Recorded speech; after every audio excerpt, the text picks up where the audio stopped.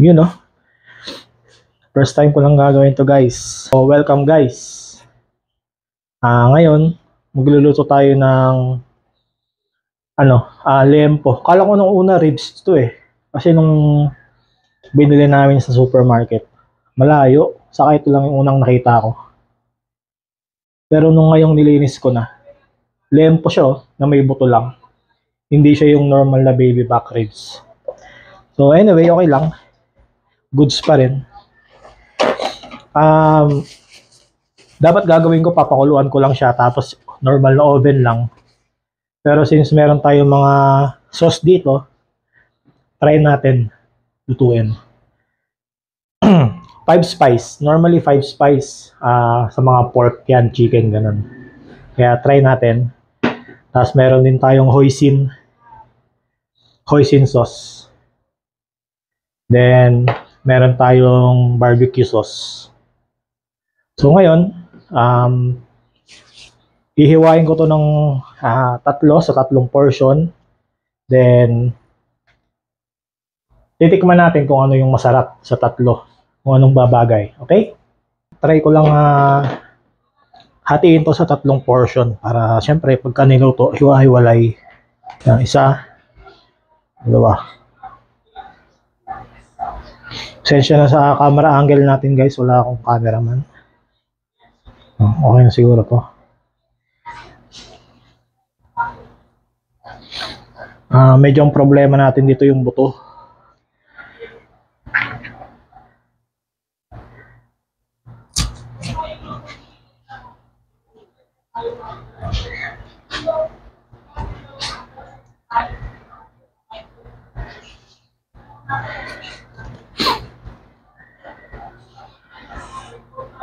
Ewan kaya to.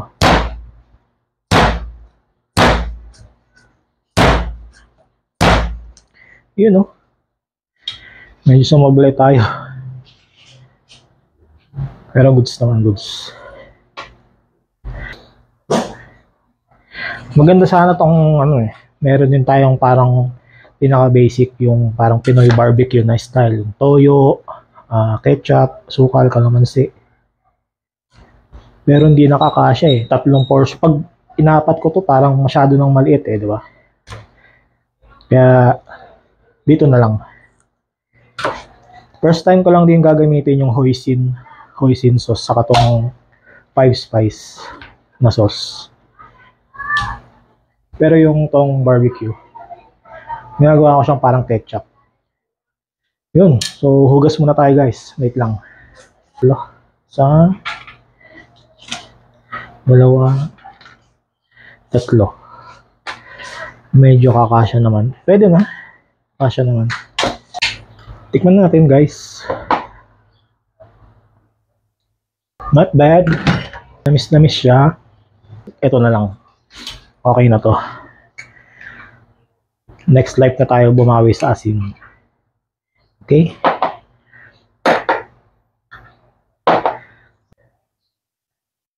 Siguraduhin lang natin na nakakoat yan. Siyempre, kamay, punas. Ayun, weird.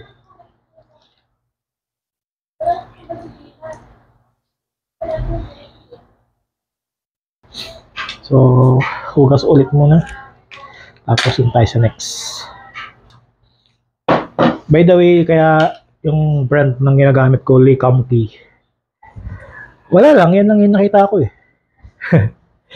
Di naman tayo sponsored or what. Di naman tayo big time. Big lang. Ang gagawin ito, medyo malaki.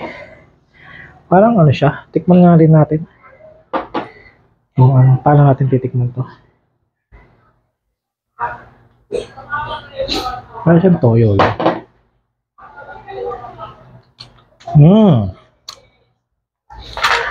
Kung alam niyo yung lasa ng 5 spice guys, ganun na ganun siya. 5 spice na nasa toyo form, and all other spices. Oy. Goods naman, goods din. Sana lang kumapit siya ng mas maayos. Nice one by Junjun.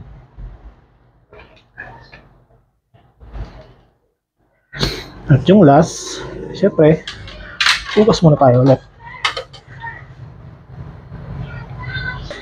To last but not least, tayo sa Sweet Baby Ray's barbecue sauce.